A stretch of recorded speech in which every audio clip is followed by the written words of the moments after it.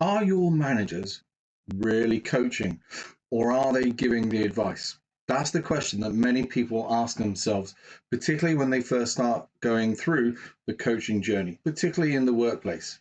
So you may have invested a lot of money in personal development, soft skill training, but how do you know that that has been transferred into the workplace?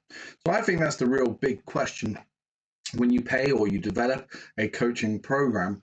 How do you coach the coach? How do you give the managers the skill sets in order to ask the right questions, raise that awareness, generate responsibility, and really facilitate the performance? Because that's what we're really talking about, is how do you get that performance from your employees? So I suppose the real thing there is, are they giving advice or are they asking powerful questions? Because it's easy to go back to that tell mode. It's easy to go back once they're stressed. So in times of stress, people regress. So it's easy to go back. That's how they're going to do that. They'll go back to the style that they feel most comfortable with, and ultimately that's going to be the tell style. Also, managers, if they are struggling with asking those powerful questions, will sometimes start to do the work for themselves. They may be simpler in order to just tell those individuals, this is what you need to do, go away and do it. You'll still get results, but you won't get necessarily the better results long term.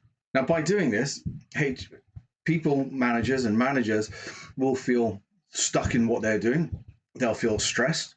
They'll feel like that they can't do it, not necessarily getting the results. And then they'll put more pressure on HR business partners. And what we want to do is we want to relieve the stress on the HR partners so that we're empowered and have the autonomy to coach for ourselves. In that way, our employees, in essence, are doing it for themselves. So the real problem in coaching is that managers probably haven't had the practice or the skills and haven't been taught how to do it properly in the first instance. It's almost like they're talking a good coach, or the individual that has given them the first part of skill has just imparted and not facilitated that performance. It's also particularly difficult to do this on micro learning. So if you're doing coach training on an on-demand program, then where do you go for the practice? Where do you go to get the feedback? Because that's the difficult part, is you need the feedback in order to analyze your performance, in order to practice, in order to be evaluated, to have more feedback, and so the cycle goes round and round. And if you think about applying a grow model, which we've spoken about in the past, on top of coaching, remember, a grow model is all about goal setting, action planning, taking action, and action reviewing. So in essence, the grow is almost like a loop in itself. So that's an important thing there. It's a tool, but has a feedback loop built into it as well. So what's the magic solution? So I take it, for me, the magic solution is having the ability to ask the right questions to create accountability. And I mentioned about raising awareness, generating responsibility, and facilitating a performance. That's it. It's having the ability to do that with your coachees. So managers need that skill set in order to do that right.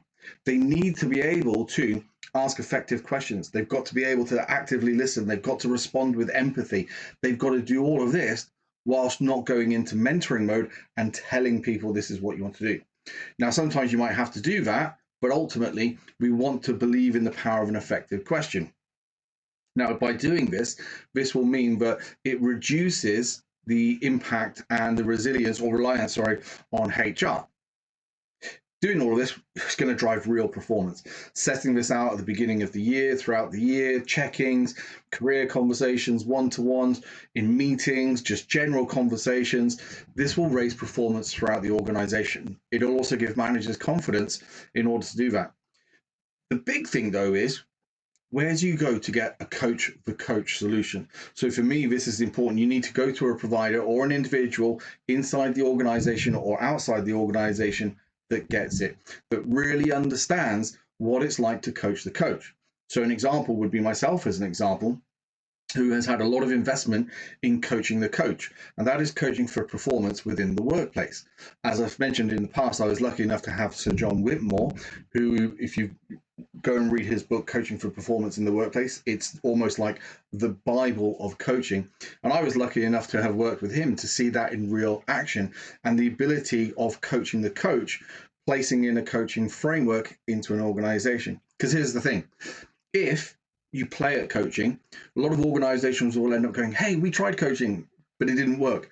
Yeah, we tried that in the past, but it doesn't work. Coaching doesn't work because they haven't placed the mechanism in that initially it's something new to eventually it's something we do. So I think it's important that you place in the framework and legacy for coaching to succeed, remembering that it's not the solution to every problem. It's just a tool, like a leadership tool that a good leader, good manager is going to take with them. So what do you think? What's your coaching like within your organization? Do you have a coach to coach? Do you have a coaching framework? Let me know what's going on.